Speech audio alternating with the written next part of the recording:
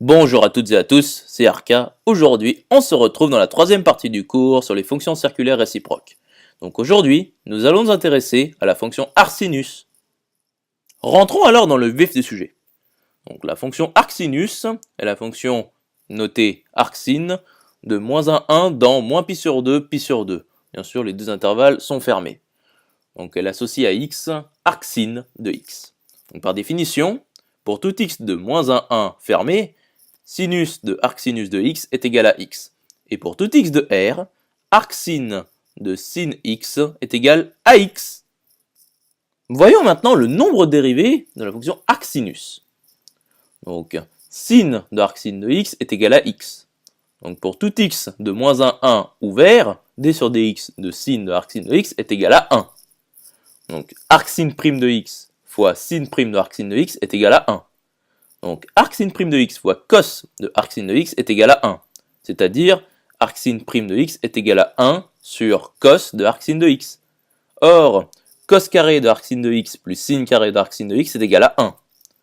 Donc cos carré de arcsine de x est égal à 1 moins x carré. Or, arcsine de x appartient à l'intervalle fermé moins pi sur 2, pi sur 2. Donc cos de arcsine de x est positif. Donc forcément, cos de arcsine de x est égal à racine de 1 moins x carré. Donc finalement, arcsine prime de x est égal à 1 sur racine de 1 moins x carré.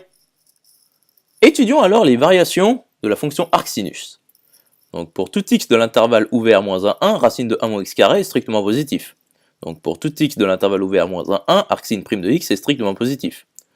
Donc arcsine est strictement croissante sur l'intervalle fermé moins 1, 1.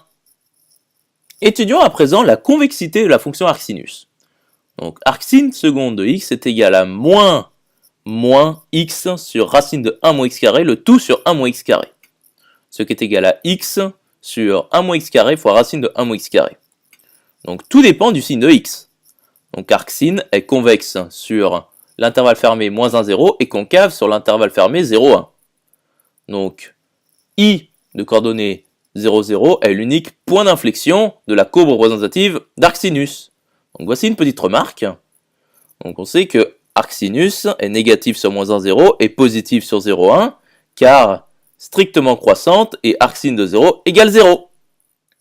Voyons maintenant le centre de symétrie de arcsinus.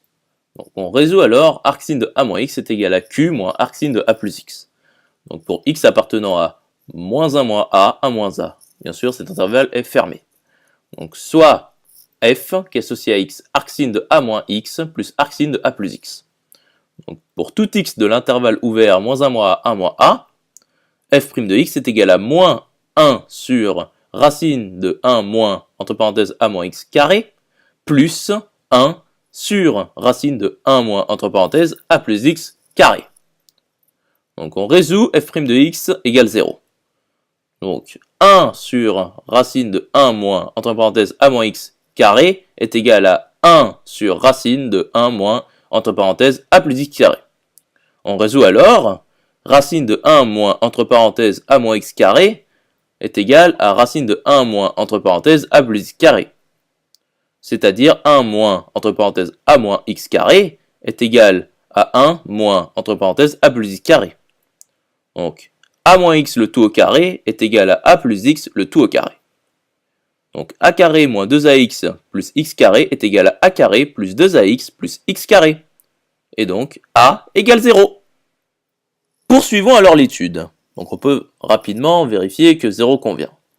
Donc pour tout x de R, f de x égale f de 0 qui est égal à q, car f est constante. Donc q égale 0. Et donc i de coordonnées 0, 0 est l'unique centre de symétrie de la courbe représentative d'arcsinus. J'espère que cette vidéo vous aura plu et vous sera utile. On se retrouve dans la quatrième partie.